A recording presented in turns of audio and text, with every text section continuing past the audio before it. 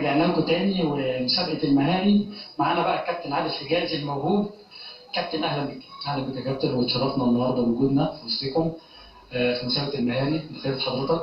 وانا كممثل محافظه الدهليه اتشرفت جدا بحضور النهارده، وفكره جميله جدا اتمنى الكل يعملها في كل مكان، لان احنا عايزين طبعا ننمي مهارات الموهوبين في كل مكان وندي فرص للكل بحيث ان الكل يثبت نفسه. كابتن مسابقه صعبه، مسابقه يعني هي عايزه تدريب، هي مش صعبه قوي يعني بحيث ان فيها توفيق وعدم توفيق.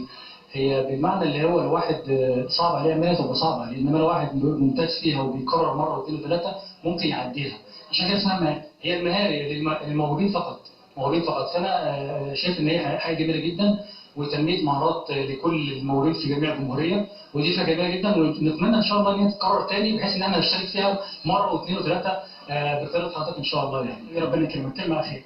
كلمه اخيره ان احنا عايزين بس يعني الجهاز الرياضي في مصر عايزين تطوير للموهوبين، الاجواء تبقى مناسبه جدا في كل مكان، الرياضه تتطور احسن من كده، لان عندنا موهوبين كتير جدا في كل مكان عايزين ياخدوا فرصه كويسه جدا، وعايزين كل واحد ياخد حقه. احنا عندنا قيادات جميله جدا وناس بتفهم في الكوره جميل جدا، وعندنا ناس محترفين بس عايزين فرصه اللي هم القيادات القياده اللي هي تقدر تنجح كل مكان. كابتن عادل بخير وتشرفنا بحضرتك النهارده. اشكرك، ربنا يكرمك.